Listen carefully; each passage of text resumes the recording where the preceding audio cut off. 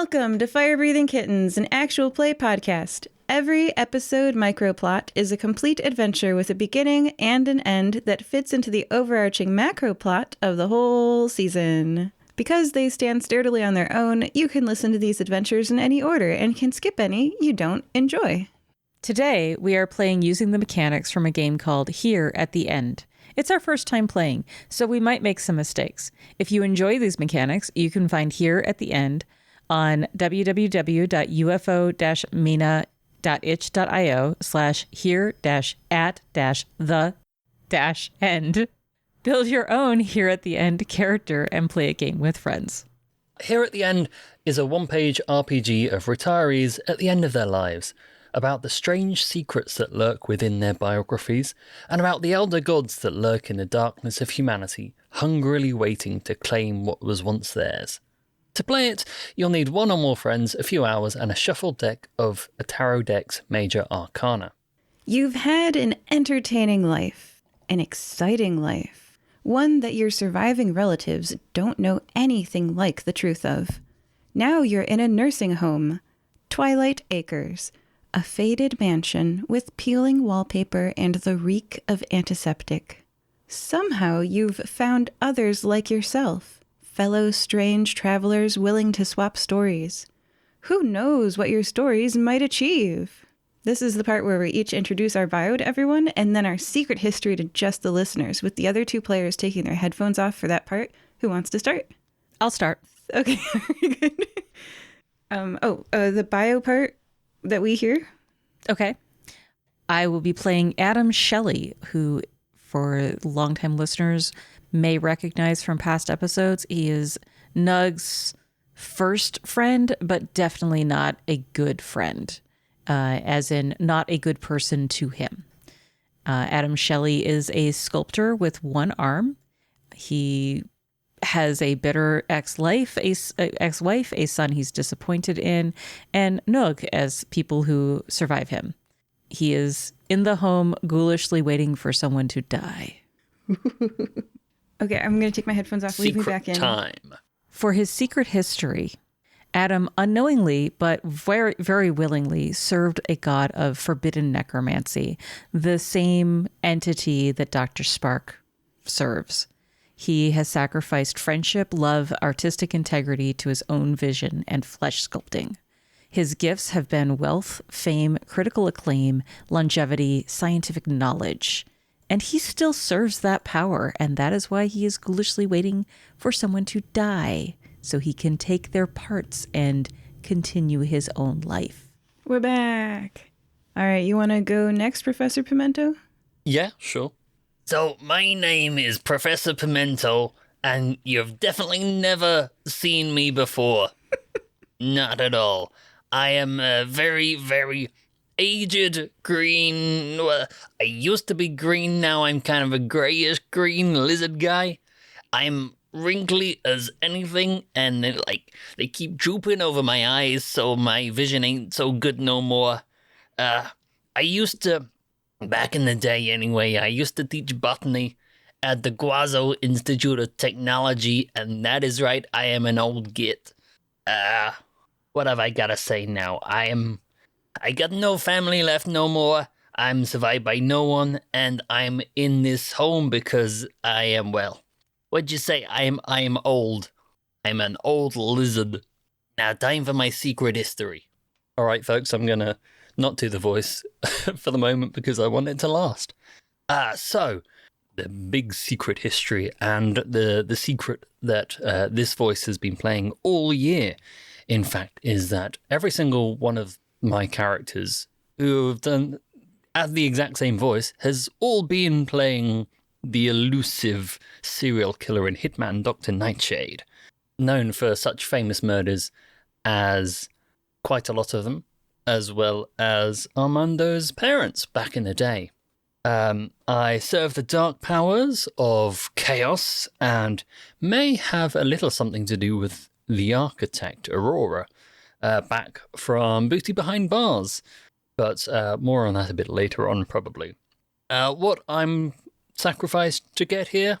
A lot of people, mostly. And We'll get into whether I still serve these dark powers a bit later, but it's gonna be good. Listen on. We're back. Hello. Our headphones are back on. Yay. Okay. I am Henry F.K. Steinhauser.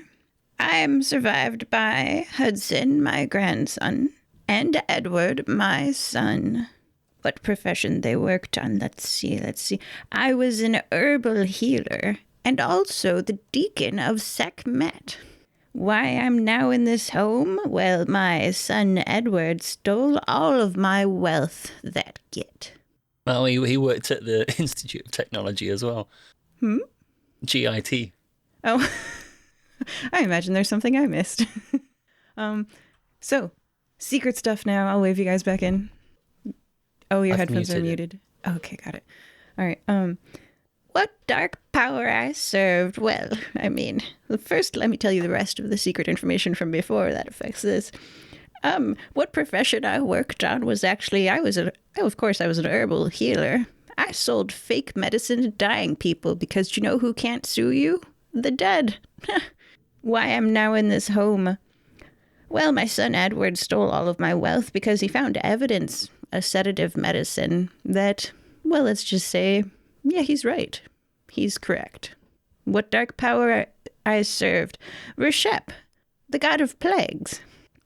What I sacrificed for them? I poisoned my wife Kathleen for Reshep, and because she had discovered my journal of mistresses, keeping that was a mistake. Anyway, everyone thinks she drowned because she was drinking, but truly I gave her a sedative. One that Edward found. Gifts I received for my sacrifice. The deacon position in the healing church of Sekhmet. Sekhmet is also a disease god, you know, although the followers of Sekhmet don't know that, and is quite good friends with Reshep. And whether or not I still serve them, and if not, why I left? Oh, yes, I do. I do think I'm still alive. I mean, of course, I am an elf. We live very, very long, but I have now met my great-grandson, and he's aiming to marry some nice young idiot named Sadie.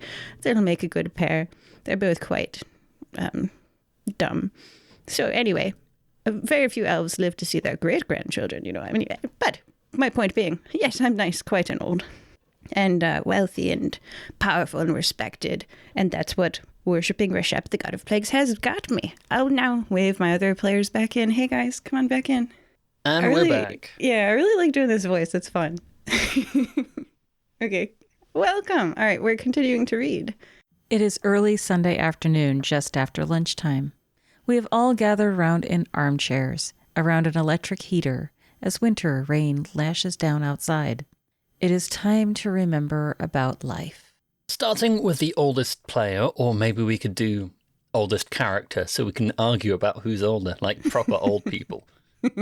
We each draw a card from the deck and we tell a tale from our life based on the card. Now, this should be a short anecdote, but don't worry if it's meandering and aimless, and remember who you're playing. When you're done, or when others call for you to let someone else talk, pass the deck to your left, and the next person draws a card and tells their own tale. Once everyone's had a turn, look over your secret history. If you revealed any element of it, confirm that to the other players and narrate a sign of the world changing outside your windows or on the home's flickering TV. Once the deck is exhausted or someone has revealed every element of their secret history, the time for stories has ended. The old powers are rising, and the world shall end or be transformed. Look out of the window and speculate about what this world will be. And I think we should probably mention, canonically, we're playing about 80 years in the future-ish, Yep. there or thereabouts, just for those bookkeepers amongst you who like to keep a detailed track of what's going on. Which among us do you think is the oldest? I'm looking at two wrinkly old men, just like myself, but with shorter ears. Hey, who are you calling old? All right, I'm old. But am I older than you? Let's see. I can never tell with you mammals. You got to be like, at least 25. Am I wrong? 2,500's about right, yes. How did you're so accurate. Well, accuracy is what I was never mind. It's not important. But yeah, 2,500. Yeah, it sounds about right. And you? Oh, hey! Don't ask a lady their age. Are you a lady? No, I always thought you. it was just something I heard one day, Oh, and people okay. kept shouting at me about it. So you tend to learn those lessons, don't you? I suppose 2,500 is definitely older than me, even with the time dilation. Why? How old's you? Well, I was born about 125 years ago. Addam looks to be in his 80s. Wow, someone has done a lot of moisturizing. He just kind of looks at you sort of askance. Mm-hmm. Someone needs moisturizer. Yeah, probably me at this point. I'm gonna lift these, eyelid wrinkles out of my face. Oh, have you always looked that ugly? No, sorry, that's a mirror. Oh, I said my vision wasn't too good no more. Well, hopefully I can still see this card here. Who left this deck of tarot cards here? I'm going to pick up the deck. Oh, I got just one. It looks like it's a 13. What does that mean? Well, Give me a second. Everyone who knows tarot just started laughing. what a one to start with. Oh, okay. Wait, I'm pulling. Apparently, I didn't. Hold on one sec, as I pull up these rules. Would you like to know what it was? I should have this anyway, so I'll just pull it up. So for the listeners, it's a one-page game, and there we go. There's card prompts, and number 13. Oh, what the heck? Okay, is death. It's a tale of endings of relationships, vocations, jobs, or lives. Yeah, it's just teensy. Okay, so I guess weirdly enough, before we started, I'd forgotten, but I was going to suggest if anyone drew the death card, there wasn't a story that the character would just die. And it's probably for the best I didn't suggest that. Yeah. Otherwise, you'd be sitting here for a long time. Yeah. Well, I have a tale about death that I could share with you. I mean, it was a very important one. Hey, no spoilers. It was a very important one in my life. I was fixing myself a mixed drink. And the ice was clinking in the glass. And my son, he's a bit of an idiot. He was playing games in his room, still quite young. And I walked out the sliding door onto our large, expansive backyard deck, and I saw a beautiful fan of hair in the water of my swimming pool. It was my wife's hair, as she floated face down in the swimming pool. The drink fell from my hand and exploded glass shards and that awful smell of dropped alcohol on the ground. I didn't know what to do at first, and my son's laughter echoing out from our house through the open door. He's always been a bit of a git. Oh, did he work at the Guazzo Institute of Technology as well? I don't know. I lost track of him over the years. He didn't speak to me for a very long time. Perhaps he did. But what did you do with the body? I reported it to the authorities, and they collected it. My wife. Her. Oh, yeah. Of course, that's what you would do. What happened to the alcohol? Sadly wasted. The greatest tragedy. Shame. Shame when a drink that young is wasted. Agreed. Oh, that was the worst part of it all. I bet that glass was a one-of-a-kind piece as well. Well, she had one, too. It was empty next to the pool. So there was a spare. That's okay, then. I was able to use her for many years. I would have still have it if I wasn't in this danged home. But yes, no, they say that if she hadn't been drinking, that she would not have drowned. I loved that glass. I used it for years. See, the thing is, I can do that because I can breathe underwater. That would have saved her. So I've drunk a lot at the bottom of rivers. Let me tell you. If only my wife had the same ability, she would be here still today. Anyway, who else wants to draw a card? This deck is fun. And I pass it to... Addam, do you want to go? Sure. I have drawn the Hermit, which is card 9. A tale of insight, retreat, or watchfulness.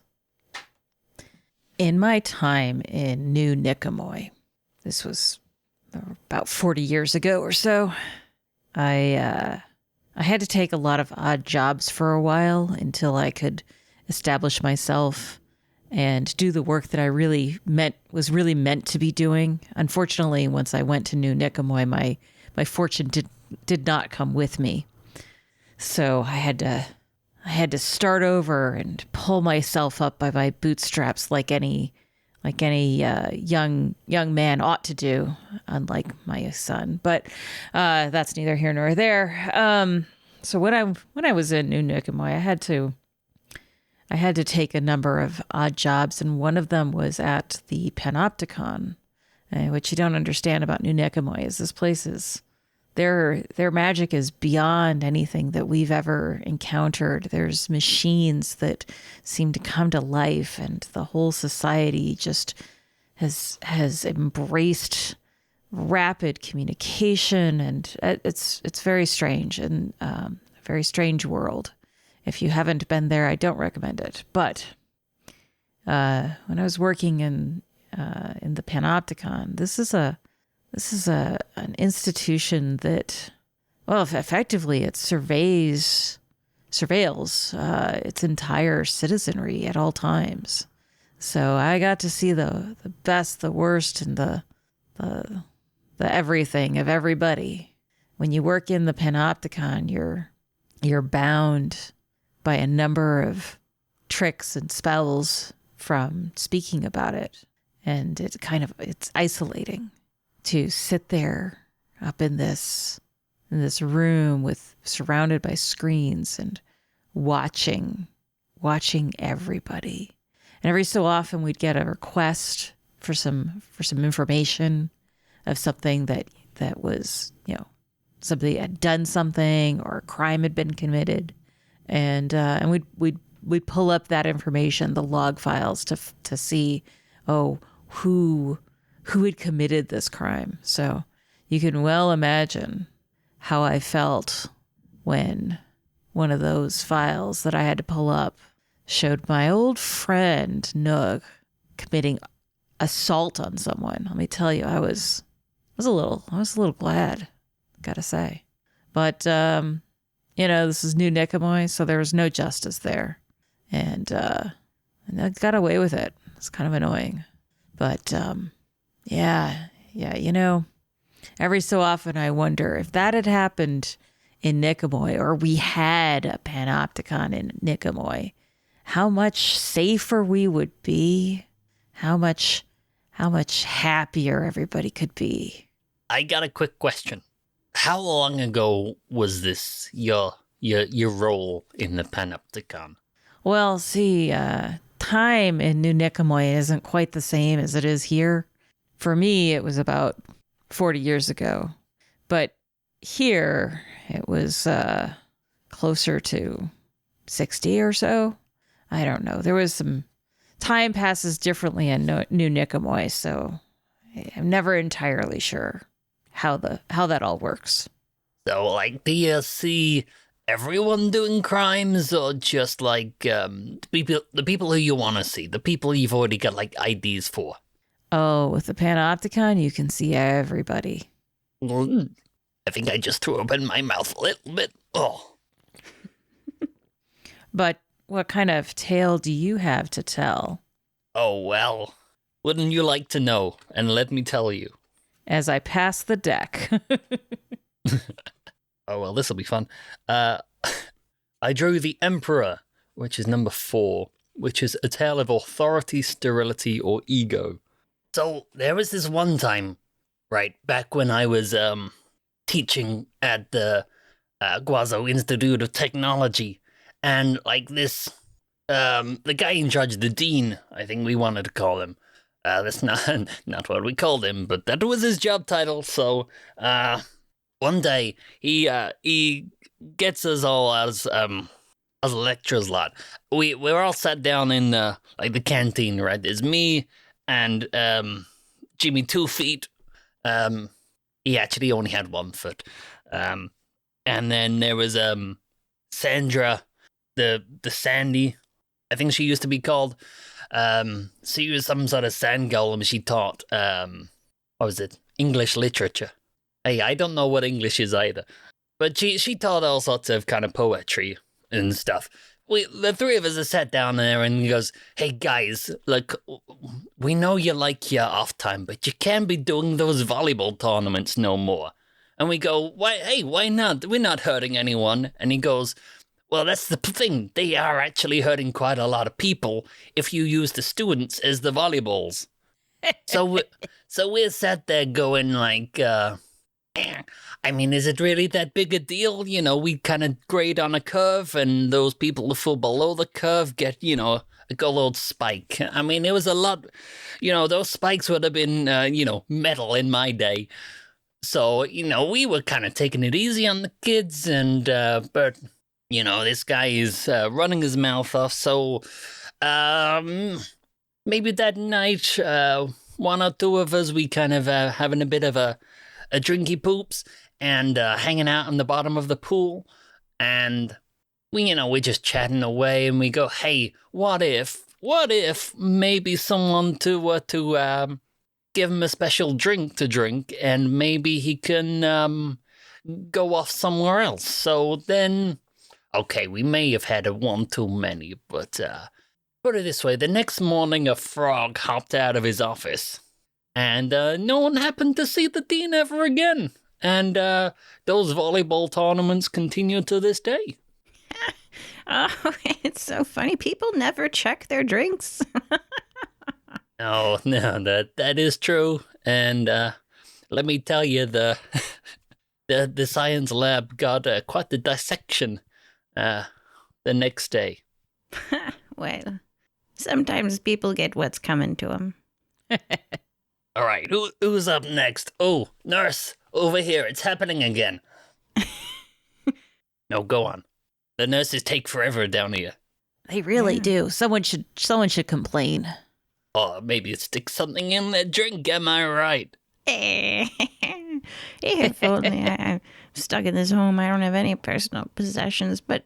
All right, once everyone's had a turn, look over your secret history. If you revealed any element of it, confirm that to the other players and narrate a sign of the world changing outside your windows or on the home's flickering TV.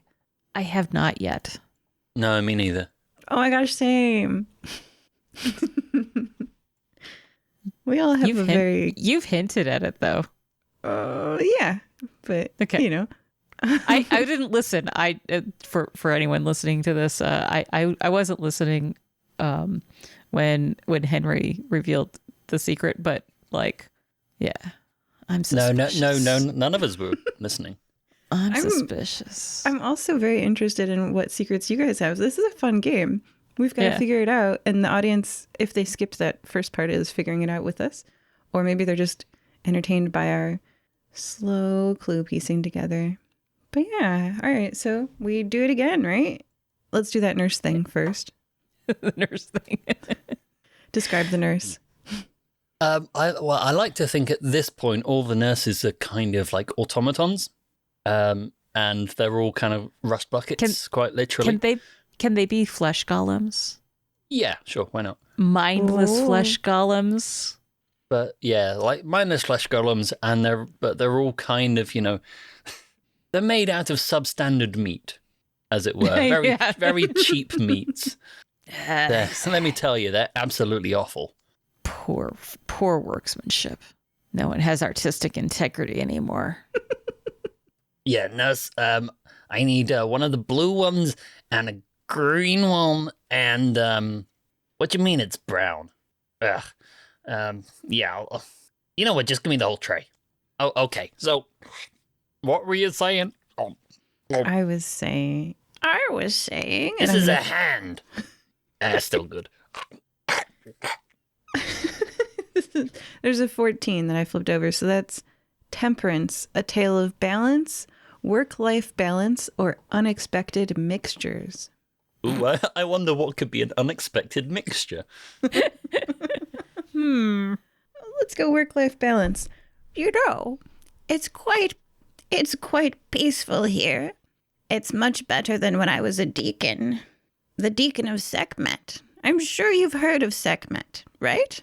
Oh, yeah, that's segment. I was thinking like it was some kind of government thing for a moment, but nah, I getcha.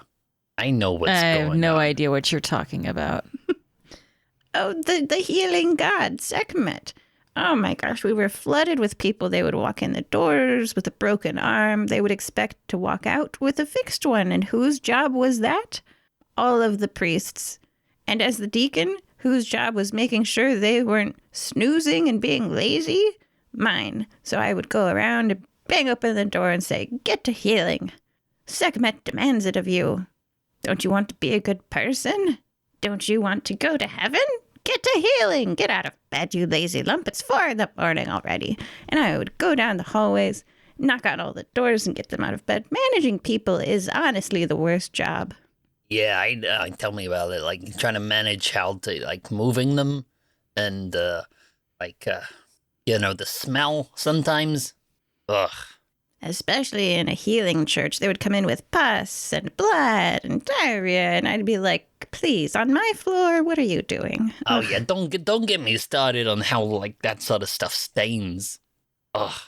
It stains. Thankfully it's marble, so you can just kind of tell them to wipe it down. Come on, wipe it down. Get over here, wipe it down. Oh yes, well some of us have to do that sort of thing ourselves, and it takes quite a lot of time. Let me tell you. What you need are priests. They're great. Oh no, them people don't take my calls no more.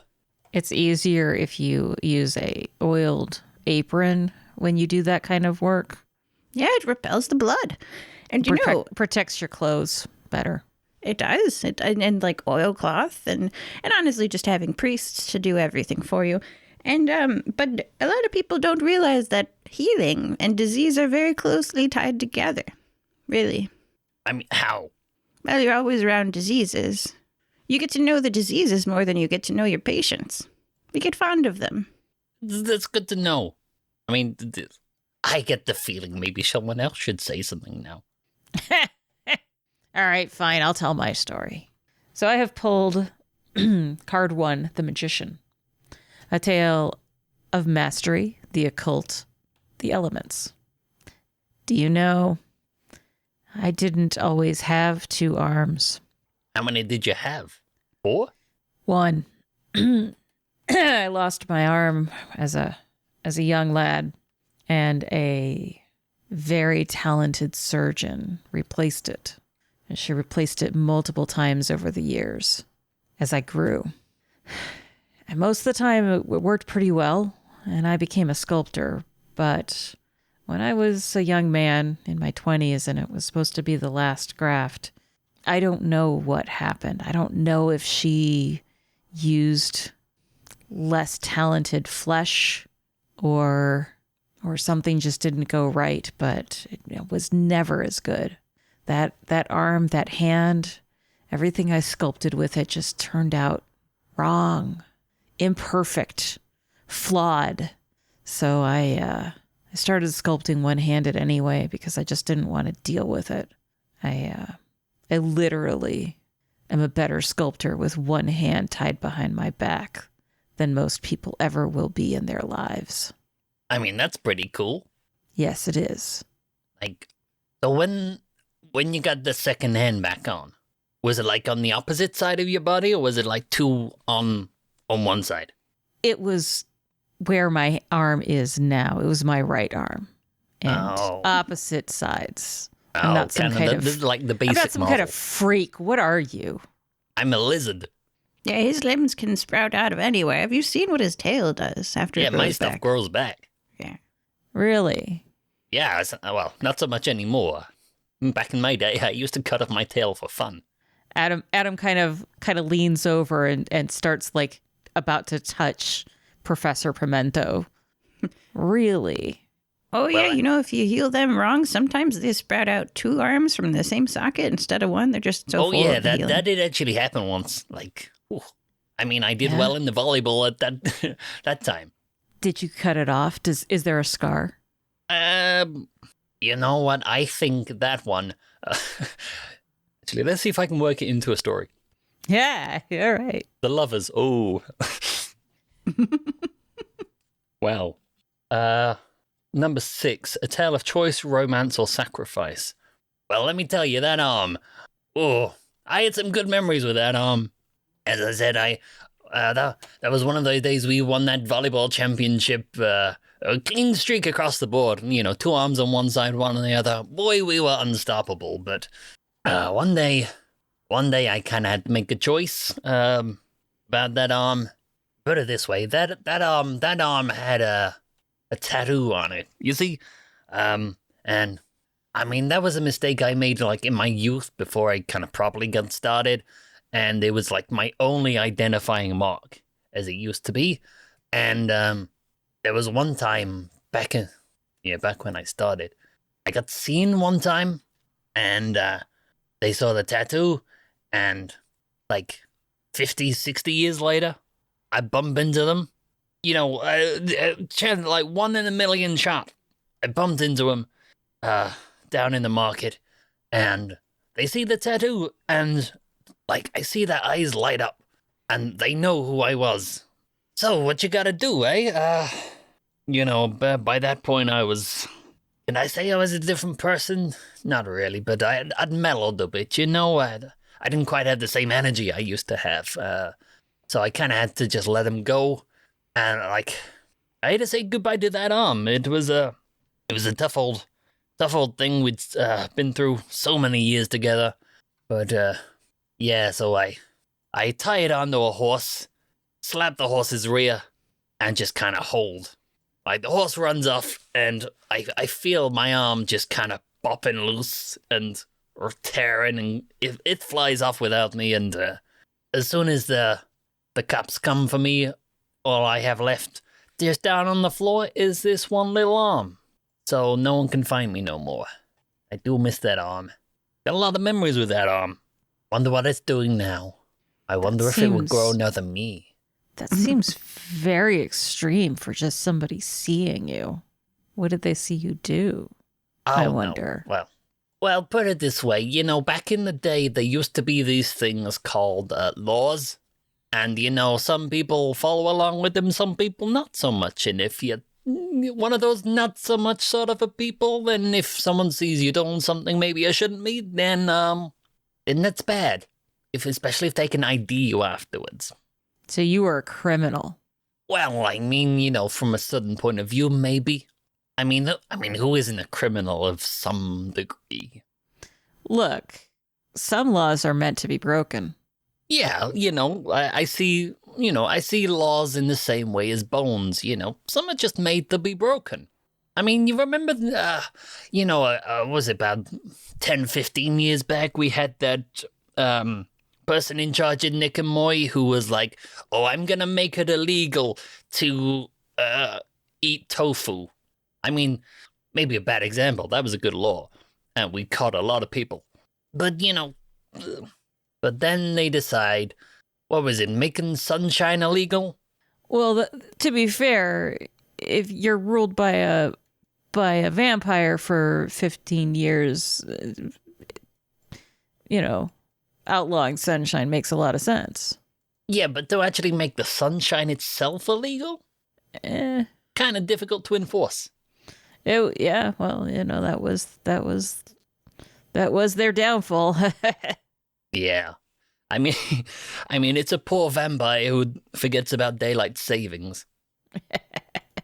Anyway, that was a fun funeral. I kept all my money in the daylight savings bank. Anyway, who's oh wait, that's another round gone. Has anyone revealed anything? I was gonna, but I didn't get a no. No, I think I technically didn't. I technically didn't. I think we're all hinting very heavily. We are. We're doing a good job of dancing around it. And I think that's okay. I think that's all right. We got a lot of cards we can go through here, so Yeah. it's fine. Yeah. I think we can do about 7 rounds of this without and if we go through 7 rounds without revealing our secrets, we have all failed. We all die. I'm planning on it. All right, what's up with the nurses? So they're flesh golems. They've known us a while and they're used to our antics. We're sitting in a room with, and they're mindless. They're 100% obedient to like that's, they don't have minds of their own. oh, so if we tell them like, hey, lift me up and scratch my right butt cheek, they will. Yes. All right. So that's what happened after round 2. The old elf got a bit rotated on the couch so as to avoid bed sores. Ugh. You should do something about those. Bed sores are terrible, I know. Well, here's a healing powder for you. And I pull out a small glass jar that has powder in it. And I say, dab this on the bed sore and it'll dry it up and keep it from getting worse. And pretty soon it'll be better. Compliments of Sekhmet. I'm not taking any potions from you. Besides, I'm not the one with bed sores, old man. Hey, fair bit. Okay. And I make the golem put the powder on me. It's just baby powder. Nothing wrong with that. Also, you can't get cancer at this age. It's whatever. We can just... How many babies did you put in it? Oh, it takes so many babies. All right. How long does it take to dry out them babies? The priest, dude, I have no idea. You know, I couldn't tell you honestly how half this stuff is made. Doesn't really matter, does it? Nah. Nah, not at this stage in our lives. Maybe you should tell us how it works. Maybe in the guise of a story. Okay. I'll draw a card. That was already drawn, so I'll draw another one. Also already drawn. I'll draw another one. A 3 is The Empress, a tale of parenthood, nurturing, or the subconscious. Oh, talking about babies takes me back. I didn't see my own much, you know. I mean, I was so busy with work and other people that I liked more. So my wife mostly did everything. She was always nagging me about this or that, about the babies. I'm sure she did a lot. I remember her holding the baby on her hip. And in the other hand, she had her Long Island iced tea. You know, she was always drinking those. It's the only thing she would drink. Yelling at me for staying out late, coming home, smelling of perfume. And I was like, but darling, that's just the perfume that I bought for you. What a vivid memory that was. And I had to go buy perfume. She was always nagging me, making me do extra stuff. Those were the days. Isn't it funny how sometimes you look back and you think to yourself that those times that you always wanted to not be around and rush through as quickly as you could, and then you're like, well, that was quite different than anything else I experienced before or after. Do I want to do that again? No, I don't. I think I'm good. One and done. Anyway, right. What was I talking about? Yes, a tale of parenthood and nurturing. So the baby was crawling on the ground. And my wife was asleep. She had drunk a little bit too much. And I was like, what are you looking at? And the baby started to crawl towards me. And I was like, what's your name again? Edward? Ed, what are you doing? Where are you going? And Ed started to crawl, and it was crawling towards stairs. And wouldn't you know, I picked that baby up. I'm very proud of myself. I was a good dad. I mean, he doesn't think so, if you ask him now. But who picked him up? I did. Anybody else pick him up? No. Just saying. Unappreciative.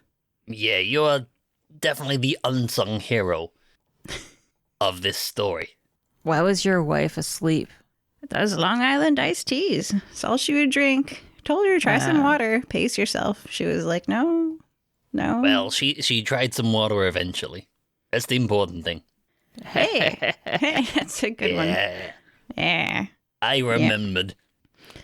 If she hadn't found my journal, I mean, honestly, she was always kind of out of it because of the drinking, and it was very easy to convince her of things. So if she hadn't found my journal, honestly, like she would still be here today. Probably.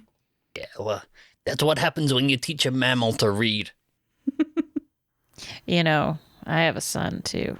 I have drawn the chariot, which is the tale of focus, determination, or a pivotal decision. I have a son, Percival. I made a bad choice when he was younger, and I let this old friend of mine hang around our family a little more than was probably healthy. And that boy followed not in my illustrious footsteps, but more in his. And so now my idiot son is an idiot poet. But anyway, when I was in New Nicomoy, I had a few chances to come back. Not a lot, mind you. And for the most part, the veils between the multiverses was pretty unstable. That's actually how I ended up there. But I had a chance one day. I was visiting a scientist that I know over there. She had this device that she was going to use to skip dimensions and get from where she was to where her creation had gone. And I was pretty intrigued. She told me the science behind it. It's a lot of dimensional nonsense, but the important thing was she could open a portal to other dimensions. And she said, "Hey, if you want, I can send you home." And I thought about it. And I said, "Well, maybe." She said, "Here, let me show you." So she opened this portal, and I saw him. I saw Percival, and by this time, and it had only been a couple of years for me, but at this time he was in his late 20s, and he had this girl that he was with. They looked happy. They looked pretty happy. He was out on a picnic with her or something, and she was wearing all black and everything, and he was looking like one of these dumb poets. Fluffy shirt, wavy hair. I think he was talking to her. I don't know. I couldn't hear anything because it's a portal. But they looked happy, and I said, "You know what? It looks like he's all right. I think I should stay here. I don't think I should go through that portal and mess up his life. I think I should stay here and learn more about what I'm learning. It's not like he needs me. He's a young man at that point. He doesn't need his old man kicking around, telling him what to do, giving him advice, helping him out. Nah, he doesn't need all that garbage. I could stay here and continue to learn what I'd been learning." Yeah. So I did. It sounds like he was getting along just fine without you. I mean, what else does he want? Well, apparently when I came back, he was real mad at me because I wasn't there. Never met his wife, who died a few years later.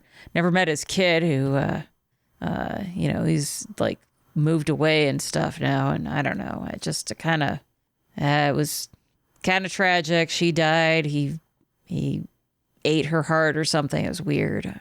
Yeah, we've all been there. Yeah. I've done worse. Well, hey, you just gotta remember that sometimes you gotta do what you gotta do, and sometimes what you gotta do is what's best for yourself. Exactly. Yeah. I think that's true. It really helps when the people who are mad at you die quickly after. And that is true as well, yeah. Right. See, that wife never got mad at you because she was dead. Perfect. Right. But Percival, he's been pissed at me for decades now. It's annoying. Sometimes our loved ones live too long. Yeah, hey. That's what he says. He's a smart kid. Yeah, he's older than me now. I wouldn't worry about that for too much longer, let me tell you. He's older than me now, and because I was gone, they gave him my fortune. So that's why I'm here, because he stuck me in this place because he said I was never there for him, and blah blah blah. Oh, trust me, you're gonna get the last laugh. I guarantee it. That's quite a help. guarantee. Do you want? Oh, yeah. I stick to my word. Yeah. But yeah, tell me about it. Sun's sticking you in places. Mine, I mean, he was a little justified, but he stuck me here too. As Me, this generation. I put myself here. But, because, like, I don't have any children that I know of. Probably for the best, to be honest with you. But, let me tell you, I ain't no fool, and I just drew the fool. Which is a tale of naivety, luck, or a pilgrimage. See, let me tell you about, I think maybe not having kids is probably a bit of a blessing because it means I don't need to worry about what's going to happen after I go.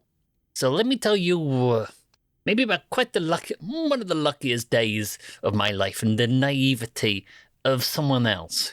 So there was this time I was, I got on the ship. It's actually a time I went to prison, right? But not quite the way you think. So, we get this tale told to us about this big treasure that's been hidden inside this prison, right? And so me and this other guy, we go over to the prison. We kind of break into the area. We kind of do all sorts of investigating this, investigating that, general kind of investigation. And, the thing we find down in the vault, right? It ain't a treasure you think it's gonna be. It's like this person, right? This person has been held there for, God knows how many years. And, me and her, we get to talking. Aurora, she was called. Yeah. She says she's the one who made the prison.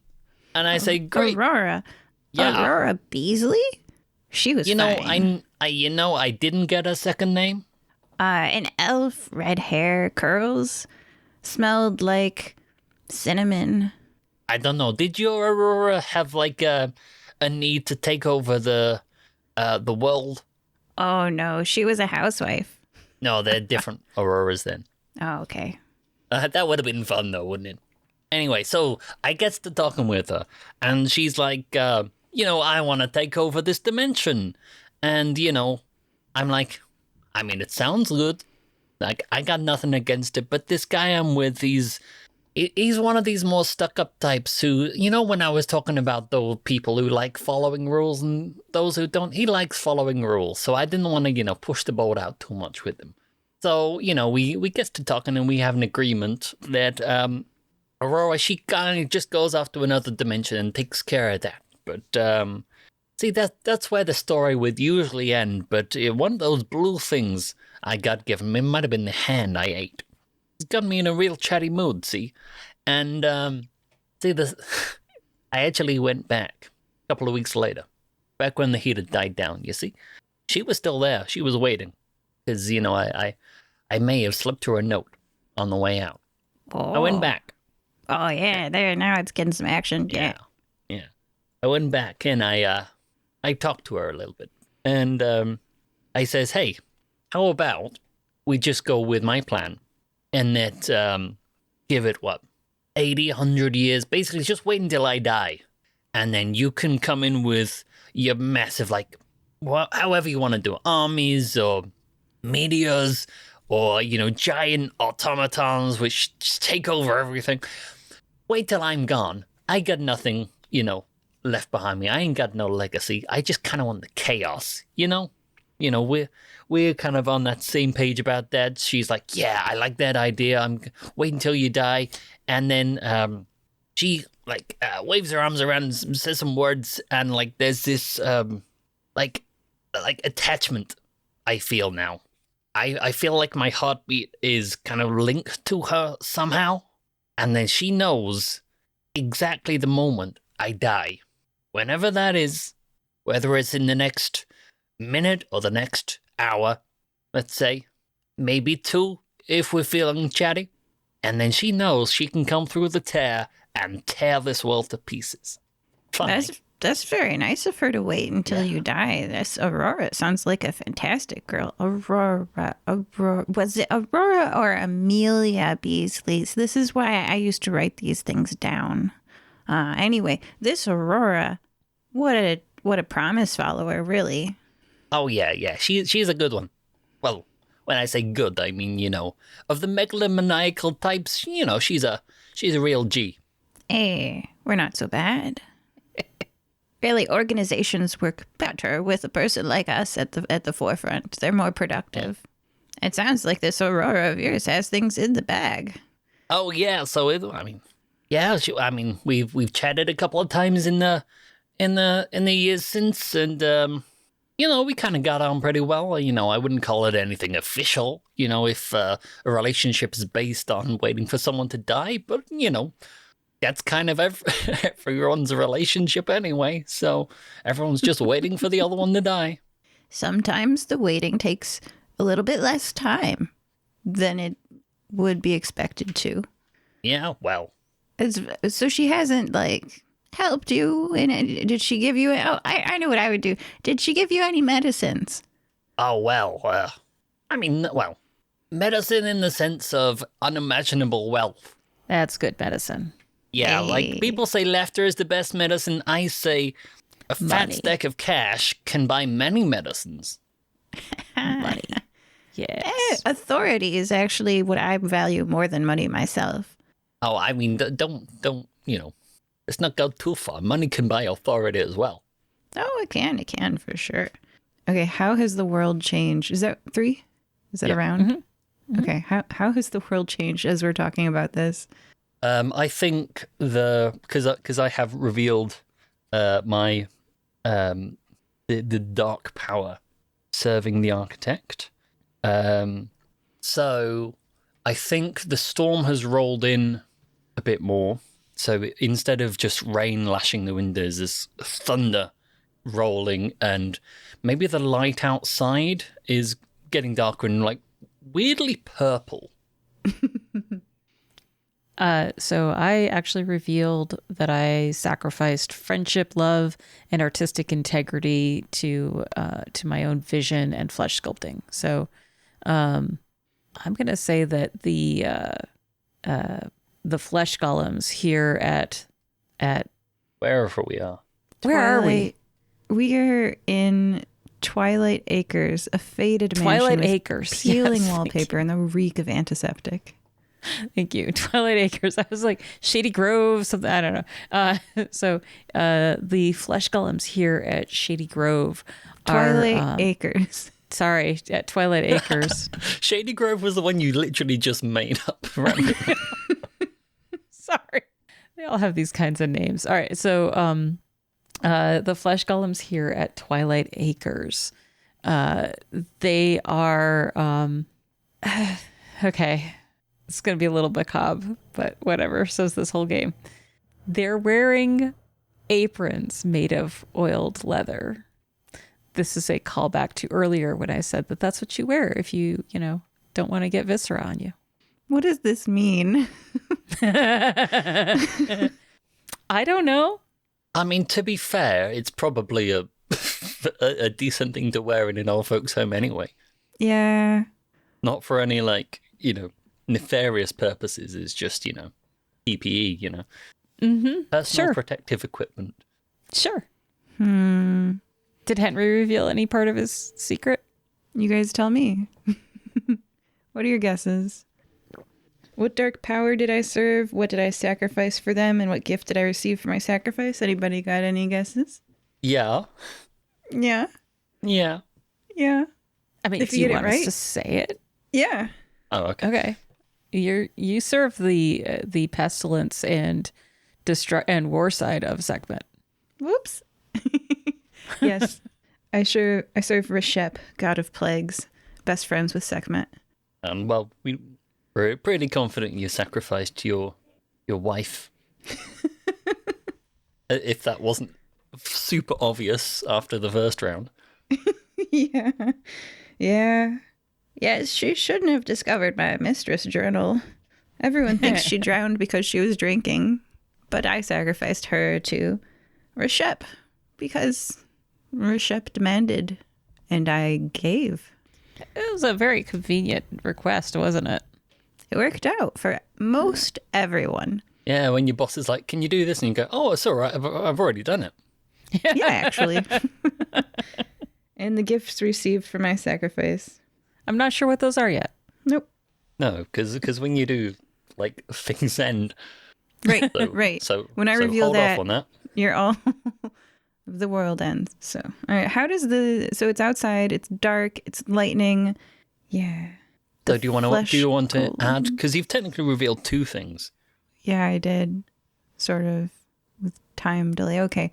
All right. So I would say the door opens and an elf man who looks kind of like me is standing in the doorway, as is behind him a younger elf. So I'm real old. One of them is middle old, and one of them is Young, old. of marrying age, like not young, but like he doesn't yet have a toddler, but like he's that age that he could be carrying a toddler, but he's not. All right. They arrive and say, you can hear as the door opens, clearly Edward saying to his son Hudson, I'm telling you this is not a good idea, but if you insist on declaring and announcing your marriage to your grandfather, you can do so. I will be here to supervise, but then we need to leave. Wait, who is marrying their grandfather? Hudson blushes and steps forward and says, You're marrying your grandfather, are you? I'm... All right. Dearly beloved, we are gathered here today No, you've got it all to wrong. incestuously join I a am man and marrying his Sadie aged Duca. grandfather in Oh. unholy matrimony.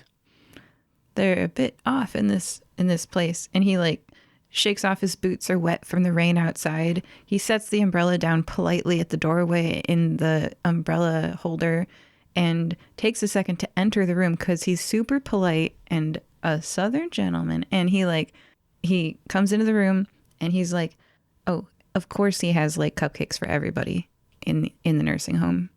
And he says, Henry, Grandpa? And Henry rolls his eyes and is like, great, there's more. Yes, I assume. Hello, Edward. It's been a while. So you made an offspring.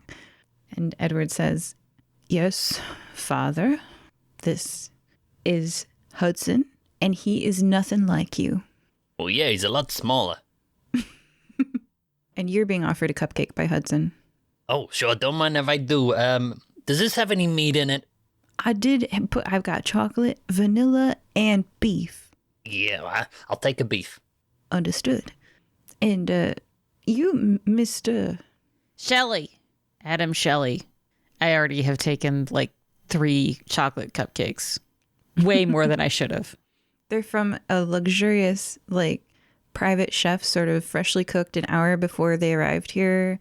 Used the real stuff. Good. Oh, yeah, you can really taste the hemoglobin in this. Yeah. And Hudson says, I know we've never met before, Grandfather, but I wanted to say that I love you as my grandfather and that I am marrying Sadie Duca and that we are inviting you to our wedding. Is it in the next hour? No, it is several months from now. It would be impolite to not give you proper time. Did you get insurance? No, I did not. Insurance. Get insurance. Oh, okay. Thank you. You are wise, and your years have given you much wisdom. I will do that. It's not the years that count. It's the minutes, and I'm just staring over the clock. Now, don't mind me. Enjoy your time. Henry's honestly like, oh, I mean, surely you should meet my friends. This is Addam, and this is probably Professor Pimento, and I'm going to use the bathroom. And I snap my fingers. Nurse, take me to the restroom. Someone doesn't want to do both sides of a conversation anymore. Yeah, Flesh Golem's going to take Henry to the bathroom so that Henry is out the next round, but I will draw for Edward. So, Edward, is that your name? You must have a story for us. Some dark power you serve. Seems to be the common theme around here. I would bow to my elders. Please show me how. It seems you have been playing a game. Please show me how it is played, and I can join in. Well, The thing is, Henry would go first, you see? So, it's his turn. I wouldn't dare. Who goes first after Henry? Fine. These cupcakes are good, though. Bring more next time. We're going to need more. Yeah, I wouldn't worry about it next time, to be honest. Hudson's like, yes, cupcakes went over well. All right. I have drawn card 11, Justice. A tale of crime, retribution, and pardons. I feel like I should have given that to Professor Pimento. That's all right. I was hoping for that one, personally, but got around it. You know, some people say that flesh sculpting is unnatural, but I disagree. I think that any time we perform a surgery, is that not flesh sculpting? When we tattoo, is that not body modification? Piercings, all kinds of things are different ways that we sculpt our bodies into what we want them to be, and I think that's good.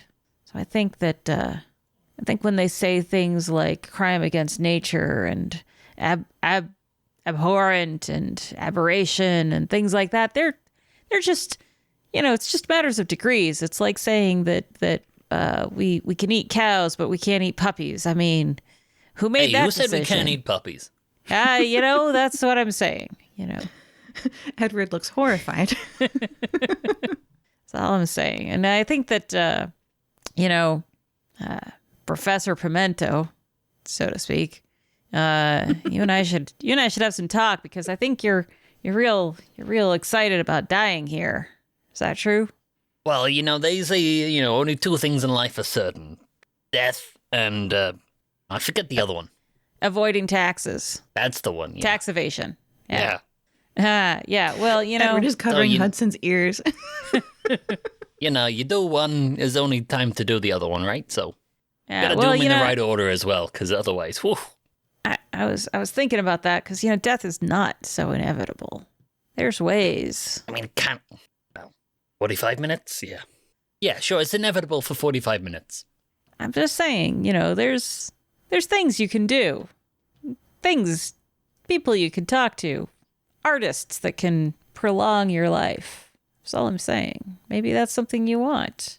What do you think? Nah, I'm good. Really? I've done my time. Not in a prison sense, just, life. Yeah. Okay. All right. Well, what if just your flesh lived on? You could be gone, but... can my heart stop for, like, a couple of minutes? I mean, sure, but if what you said is true, that's going to be kind of bad for the rest of us. That's what's kind of the point. Yeah, but I like still living. Yeah, well, you're not gonna... Well, you might live on. You never know. I don't know how the deal is gonna go. I don't need to know. But... Who's this lady? Oh, Aurora. Hang on. Yeah, hang on. Let me just tell her I sent you, and you might be able to work something out if you. Actually, honestly, she's the sort of gal who is big on automatons. So I reckon you might be able to get in good with her. Well, Professor Spark did teach me everything she knew. All these flesh golem nurses we have, that's her work. Mine too. Oh, I kind of feel bad about putting a kick me sign on every single one. Nah, that was funny. Especially because they started kicking each other. Yeah. Flesh golem kickball is the best. Yeah, I do like those Wednesday afternoons. Gotta say, Professor, you really brought some joy to this old establishment here at Twilight Acres. Yeah, it's the other irony, isn't it? I can bring joy here where I brought so much sadness. Oh yeah? Tell us about it. In the form of a freestyle rap. Nah, I'm kidding. No poetry. No poetry. It's that one. It's that one. Haha. Judgment. A tale of final accounting and resurrection. Well, what was I saying? What was I saying? I don't know. Tell your story. What was the prompt? Okay. So, accounting. Oh, did I ever tell you about that time I robbed the casino? They had some pretty dodgy accounting. I'm sure they were doing tax evasion up the wazoo. Hudson looks excited. Yeah. So, listen, Neil. You're going to enjoy this. So, again, my old employer, she's long dead now. She wants me to get some info on some folks. So I sneak in with their lot as they're on another job to rob this casino, you see? So I go under the guise of some just random guy. Just a totally normal, boring guy, totally normal human, nothing suspicious there whatsoever. We get into this casino, right? And the idea is that we go and rescue this person who is the secret treasure. There's a lot of secret treasures in my adventures, as it turns out. So there's this thing where I poison a guy, and I'm pretty confident I convinced someone his name was different. I don't know why. Who knows? But so so we get up to this this person, and we let her out, and then I meet with the employer afterwards, right? And she's like, "Hey, go and ingratiate yourself with these guilds, right? You know, they've done a lot of damage to our reputation, and just go make sure they're not doing anything to anti-mafia, you know." So I sneak into that lot, and I take on all sorts of forms, any skin suit which I happen to fit. Now, I was a little gnome one time, you know, like that took a lot of squeezing, and so I've spent this was years ago by this point, and the funny thing is, you know, I kind of I had to kill a lot of people in order to do it, and let me tell you, it was a lot of fun. Hudson kind of looks shocked, and he's like, I thought you were going to say it was hard or it took a toll on you, but it was fun. Oh, no, yeah, it was a great time of my life. I look back on it very fondly. Because, like, I had this patency, right? And just a bit of fun, just for myself. And I basically only killed the people who there would be some kind of a fun play on words, like, in terms of the names. It's like, I wanted to leave, some clues. Someone might have figured out who I was, just to, get a bit of an edge. I want to live a little bit, But no one ever did. You made a pattern in the names of the people you killed? Yeah, it was a lot of fun. Yeah, do something for yourself, But yeah, there was this guy, that little gnome, he's kind of Jimmy Potatoes, he was called. He was a real fat little gnome, but just because the potatoes part, there's something stuck out to me, And if you know anything about botany, you know what I mean. But it was yeah. Now, what were we talking about? Final accounting and resurrection. Let me tell you, none of that get resurrected, but even so, I'm pretty confident that even on those adventures, had that guy died, I could have just come back, because my limbs grow back again, see? So, ain't no judgment here, apart from, the final one in 37 minutes. Next! Hudson looks shocked and horrified, and he says, "How long have you known my grandfather? Are you friends? Is this how he lived his life?" Well, let me tell you a story about dear old Henry. Well, he was the worst of us. Then I lean over to Addam and I go, "Don't let on that we only met today. I mean, we've probably known each other a while, but memory, Yeah, Henry, whoa. Let me tell you this story about Henry. Do you want me to draw another one? If you want to. Otherwise, Edward will share a story. Because I would just tell a completely false one about Henry. No, it's. I think it's time for this whippersnapper to tell his story. Oh, yeah, you said you were gonna do something about it. So, time's running short. Yeah, Dad, you never told me about Grandpa. That's why we're here. I don't know anything about him, other than that he's still alive. And Ed says, perhaps before he returns from his bathroom trip, and we look out the window and he's clearly hobbling away from the nursing home, and a flesh golem has picked him up and is taking him back while he's going to the lavatory. I'll tell you about one thing that's all you need to know about your grandfather. And there's a mean look in Edward's eyes now as he flips over.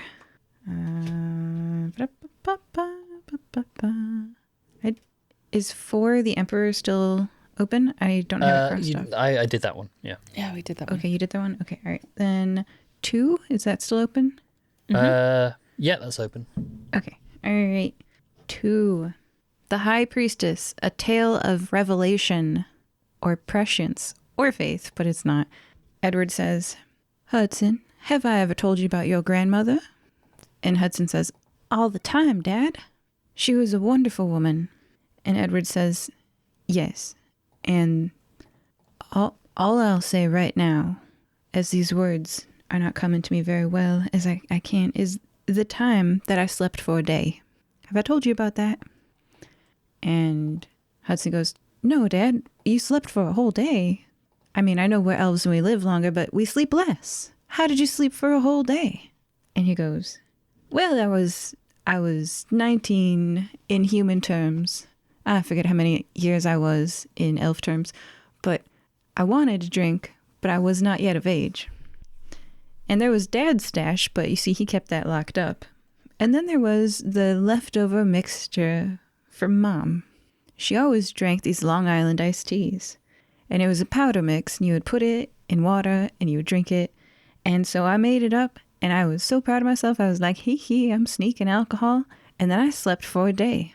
And then he just stops talking, and and Hudson's like, Dad? And he's like, did I ever tell you how your grandmother died? Yeah, Dad, you said that she drowned. And Edward says, well, officially she drowned because she was drunk. But why did I sleep for a day then? If that was normal Long Island iced tea, I would have just slept for 4 hours like normal. Someone put something in that Long Island iced tea to make my mother fall asleep while she was swimming, to make sure that she never woke up. And I have never confronted my father about it because I knew. The moment Mom died, he was with all these women openly. He didn't take time to grieve. He didn't cry. He just seemed lighter. I knew. When I slept for a day, I woke up, and not only did I not have a mother, but I did not have a father.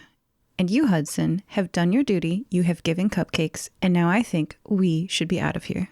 It was very lovely to meet you, Addam. That's a lie, and you know it. Professor Pimento. I do hope you enjoy these cupcakes. And Hudson, we are leaving. And he basically, Hudson's stuttering, oh my gosh, my grandfather killed my grandmother. And then, they leave.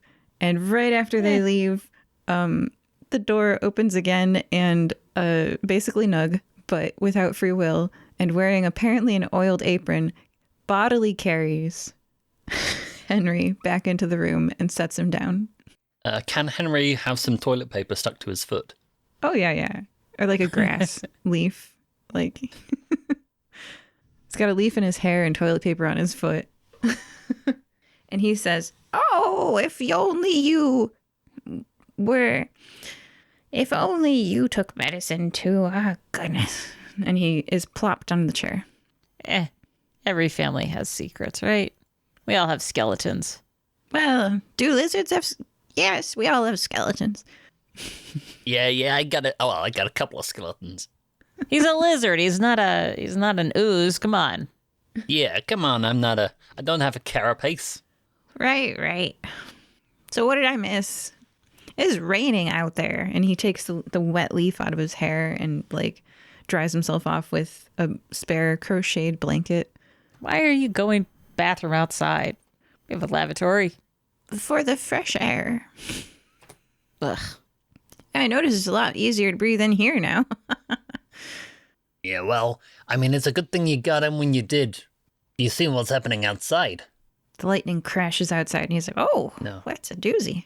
Yeah, well, hey, my eyes ain't quite as good as they used to be, but does it seem like the sky is tearing? Like I've there seen are this tiny before. little rips in the sky. Yeah, that's a multiverse problem. Well, 24 minutes? Yeah, takes time, you know? Anyway, whose turn is it? We just finished a cycle, so I think we gotta regroup here for a second. Yeah. Let's regroup and perhaps go to break. Yeah, sounds Yeah, good. sure.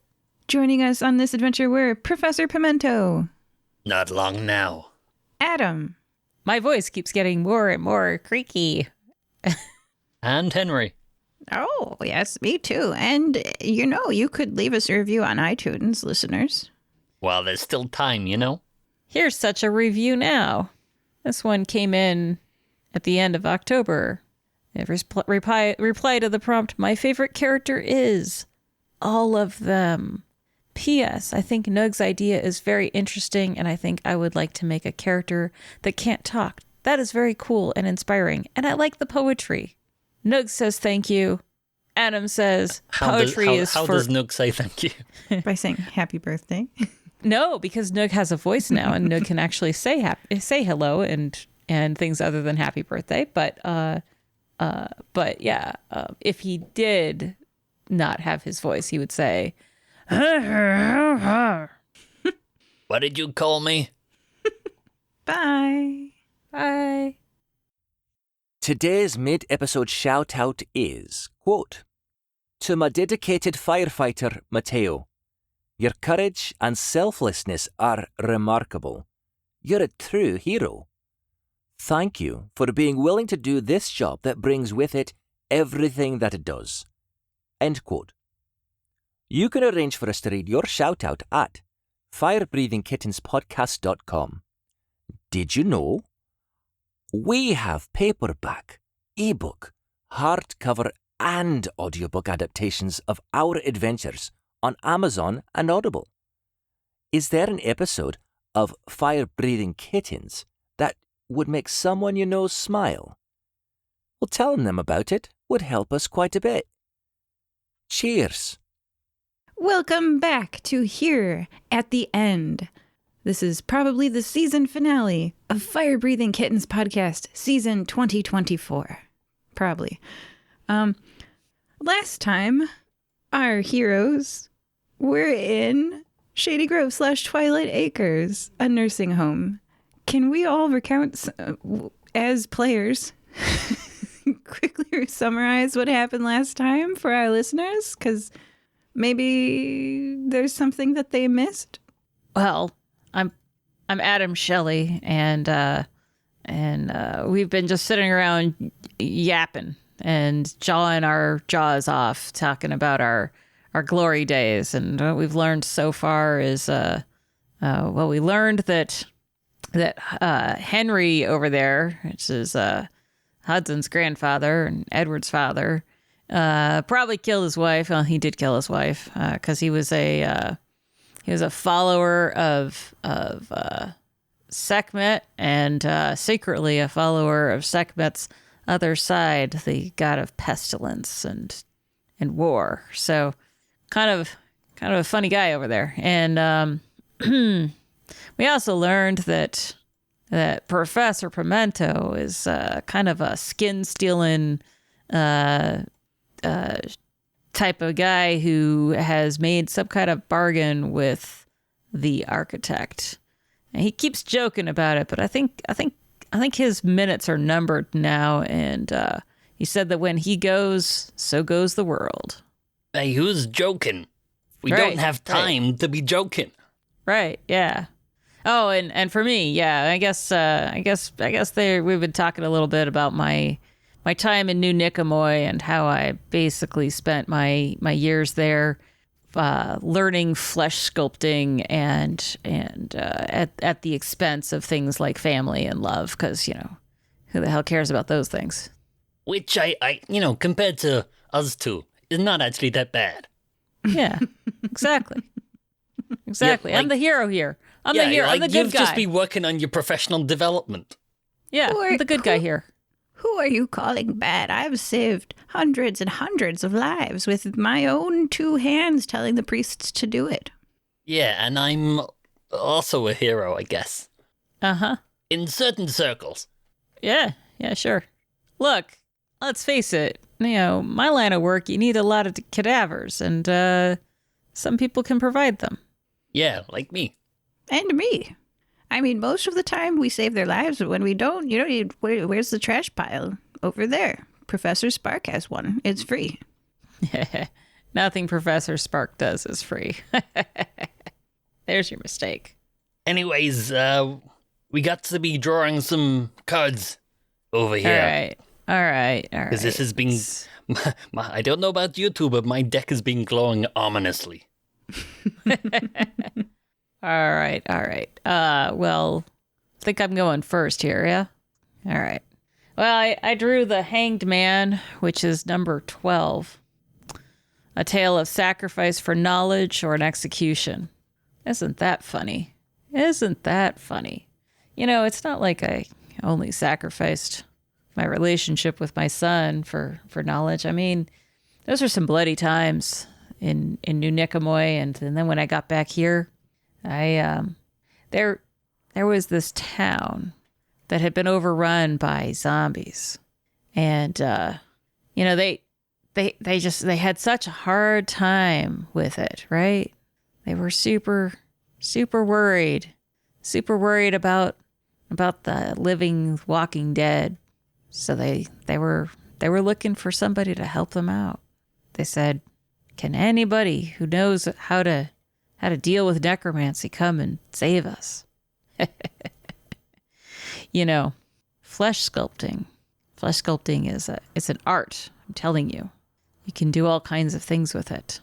And if you've got a ready supply of already animated flesh, well, I say that's just an opportunity, is what that is. So I went to this town.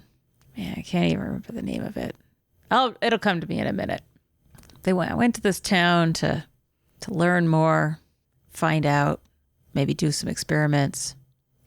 And while I was there, I discovered the ability to graft 2 bodies together. And I didn't stop with 2. Oh no.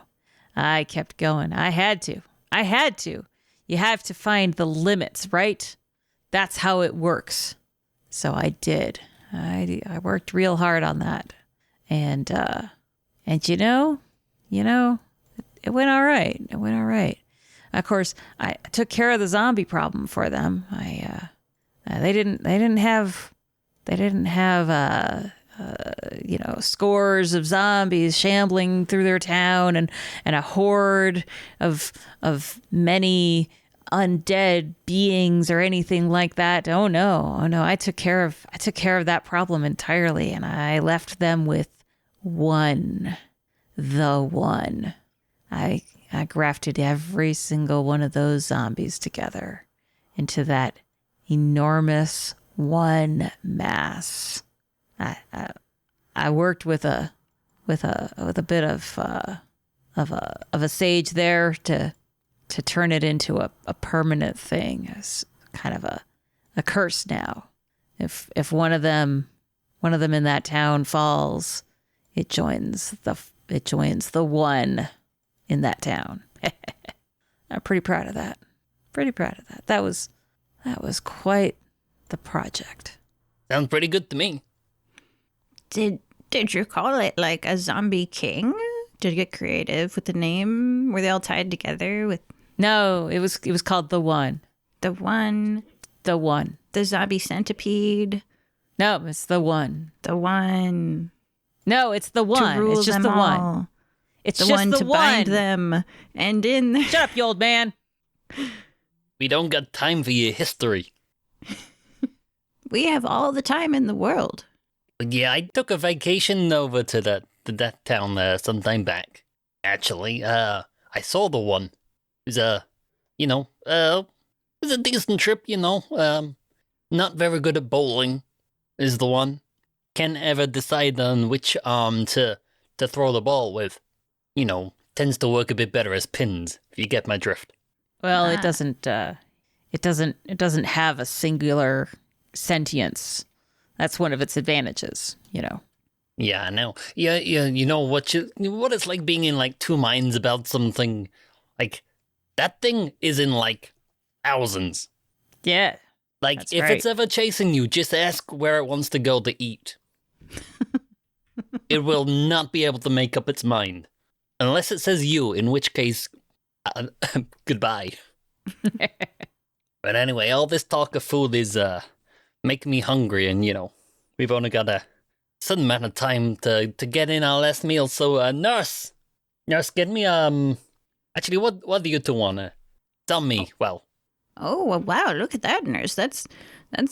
And the nurse that comes over is covered in boils, like raised quarter-sized or coin-sized bumps on its flesh and pocks in between giant moon craters. I say, oh, it's been so long since I've seen that one. Maybe Rishep is here. My friend. Is this your work, Henry? No, not me at all. But I've seen it before. I mean, like I said, you get to be more friends with the diseases than with the patients after a while. I know how this will progress. Can I? Here, take some of this powder for your face. It'll work wonders, nurse. The nurses have no free will, right? That's correct. It applies the powder. Yeah. Nothing happens. And I Yeah. guess, can you get us some strawberry pie? yeah, Adam, what do you want? Like if you had one meal left on this plane, what would it be? I think more of those cupcakes that kid brought. Okay, so some strawberry pie, and go and hunt down that kid. They're probably carrying some more cupcakes. Also, bring some champagne for all three of us. And I'll flip a card. It is the 5. I'm going to look up what that means.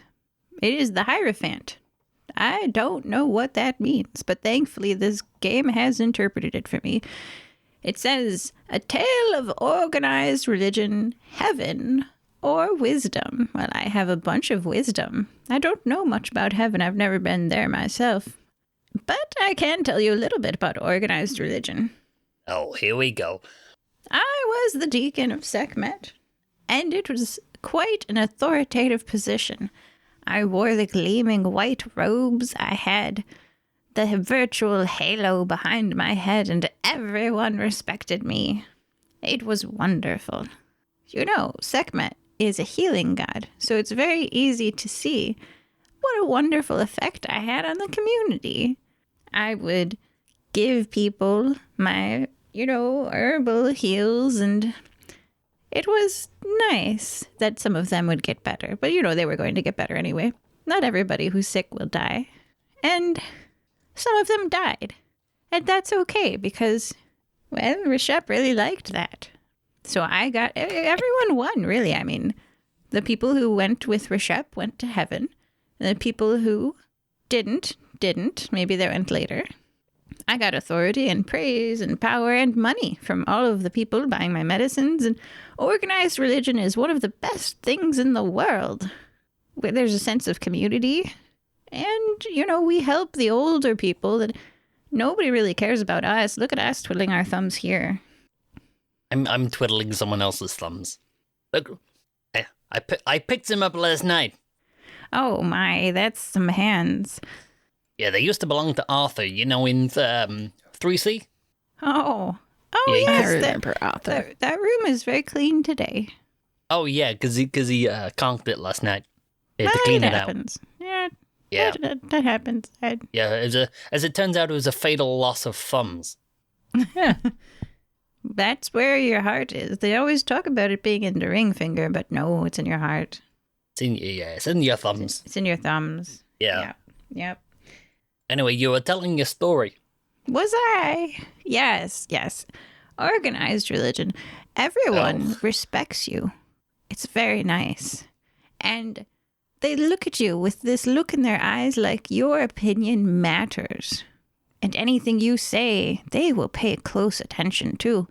I should have stayed in that position until I died. I should have. That was my right. That was my privilege. I had earned it. I had paid for it. Signed and purchased. But here I am in this home because of Edward. Yeah. It's not fair.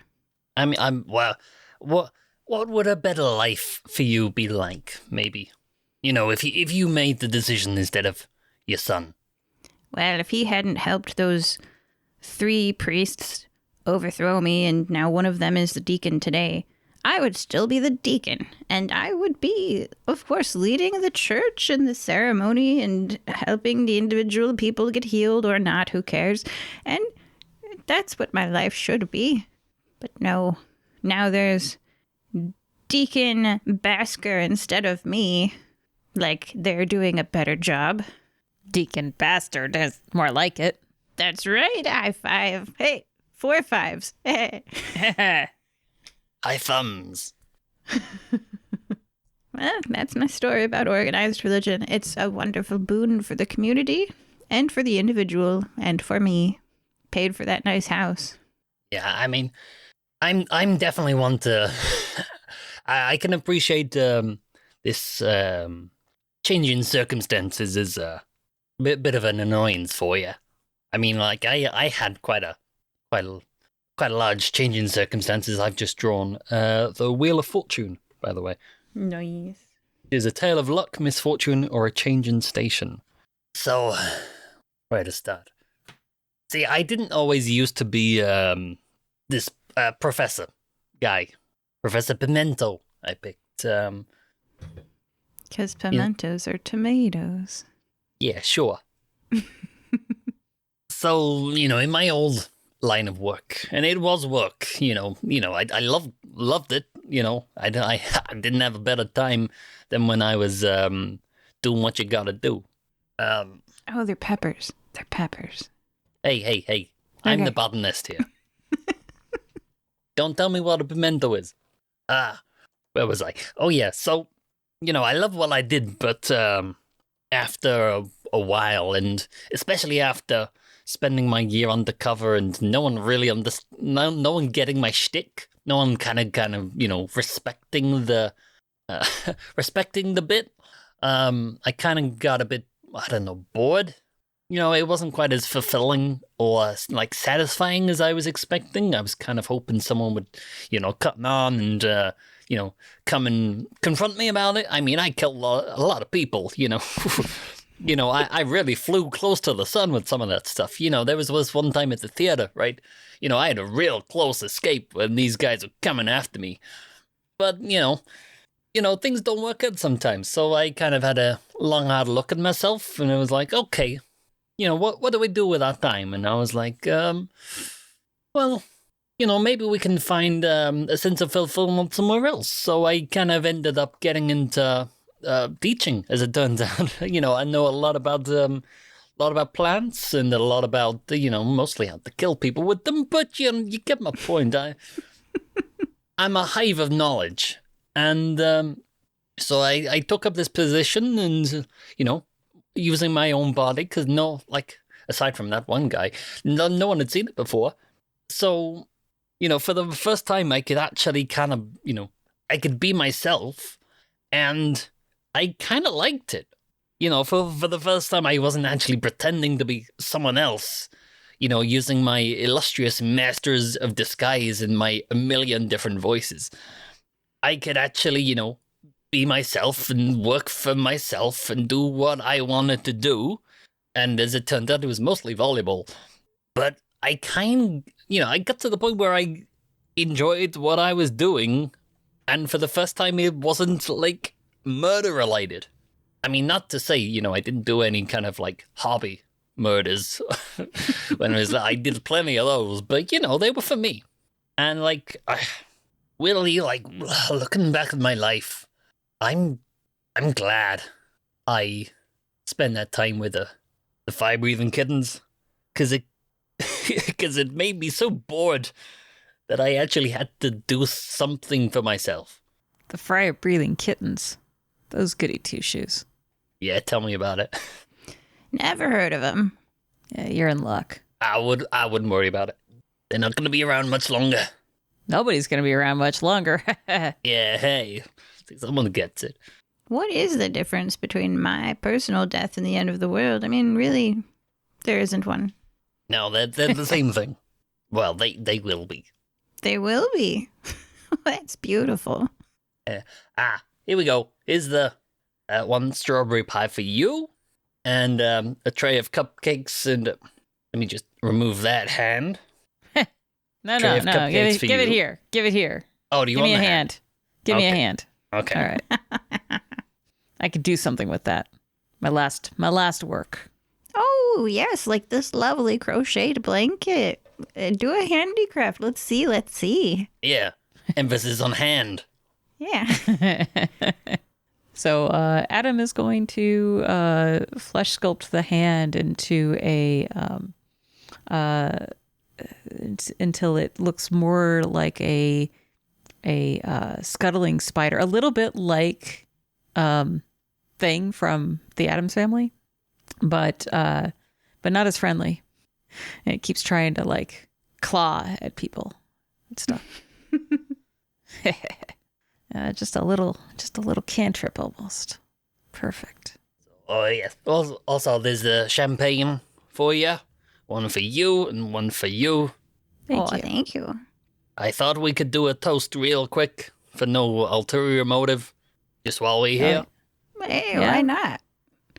So, to the world that we're leaving behind, screw you. Better than when we found it. Couldn't be Well. more true. Sure. If you want to believe that, sure. It was better because we were in it. We made our mark. Objectively, you made several marks on several people. Well, yes, that's what you do. And to the world we're about to enter into, good luck. Eh.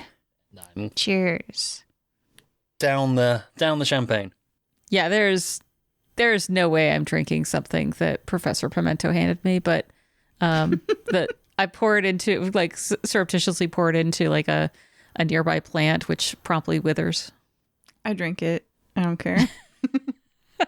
Henry's done. Yeah, no, that's good. That's good. Do we reveal any elements of our secret history in the last round? Technically, no. Technically, Cool. no, as well. Okay.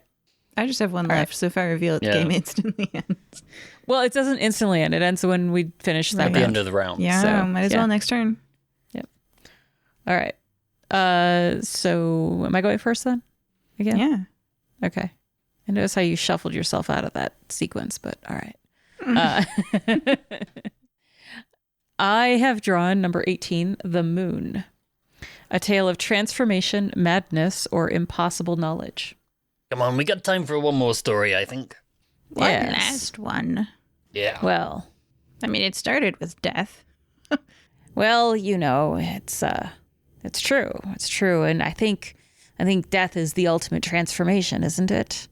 And, I studied with Professor Spark for a long time before I went off on my own and went to New Nicomoy and learned things there, things that we could never master here.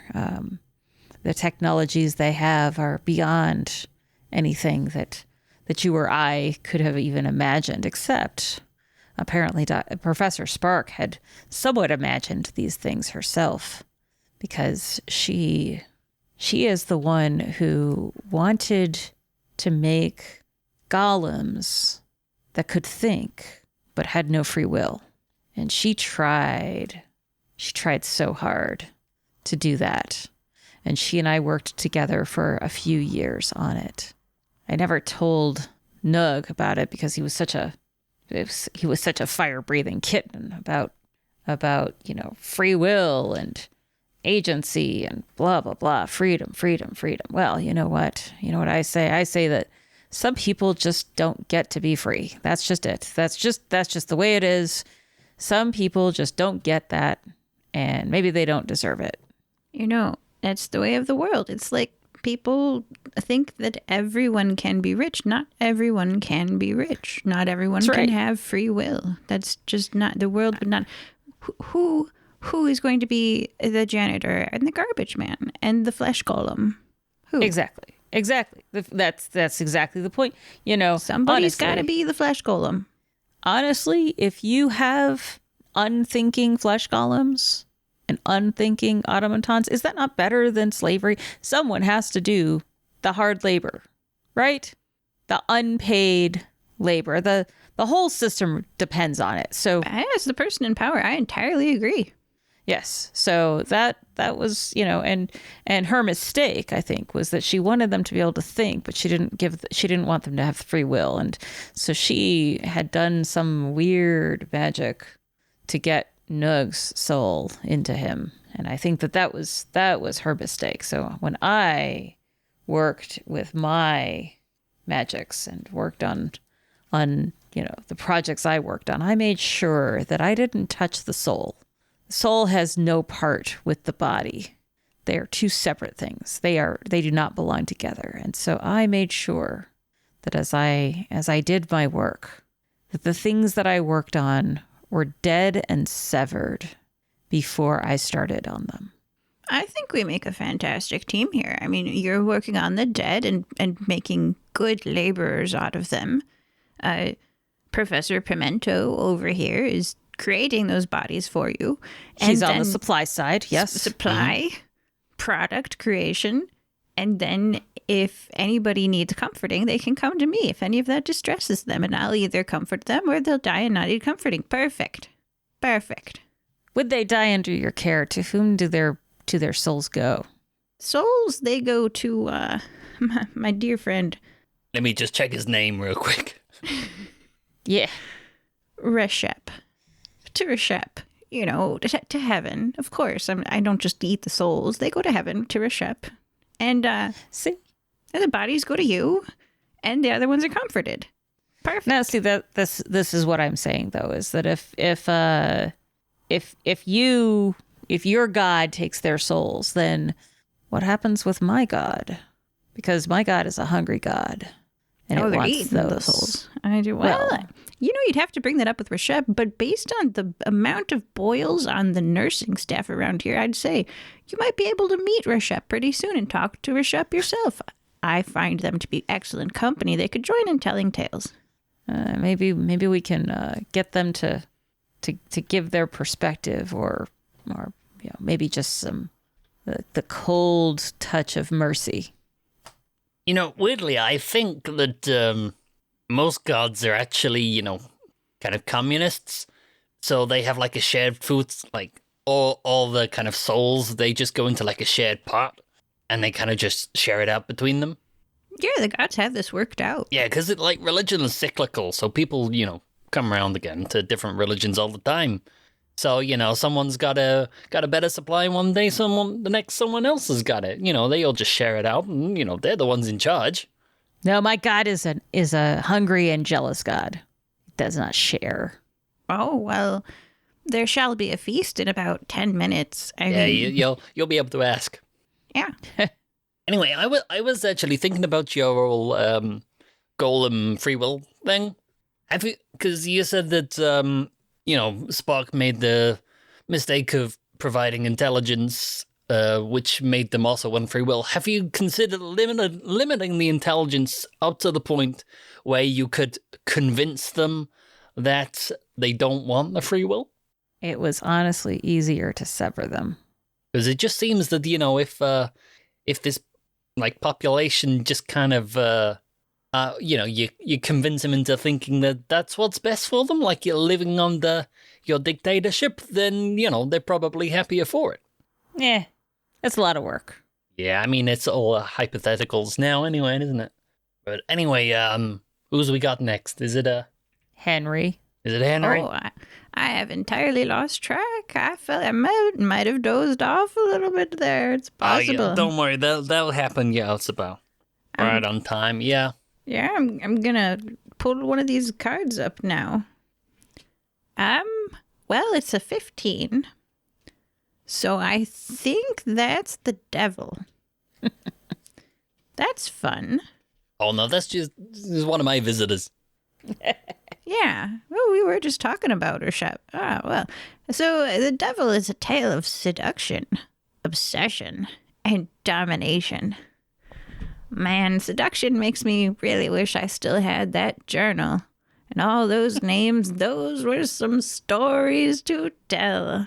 But, my wife burned it. So anyway, what was the other one? Yes, let's see here. That Obsession. Don't worry, she got what was coming to her. Obsession. Let's see. Honestly, obsession is for the weaker-willed people.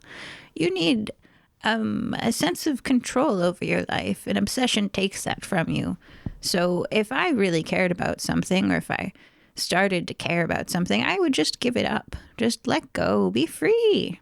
When I looked into my son's eyes for the first time as my wife held him, I thought to myself, I will not be controlled by this. So anyway, the last one is domination. Oh, that's a wonderful topic. Let's talk about that.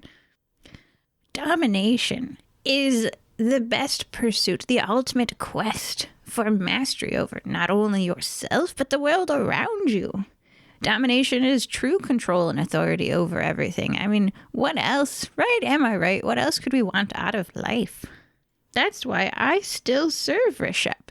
I'm not able to do it from an official capacity anymore because I'm not the deacon of Sekhmet anymore, but Rishep and Sekhmet are close friends, but they don't always get along. And well, my point is I lost the power that I once had, and I'm not even selling ill-working medicines like I was, but I'm still here in this nursing home, and I mean, I don't know if you've noticed, but these rooms have gotten a lot sparser since the three of us have been here. Am I right, my friends?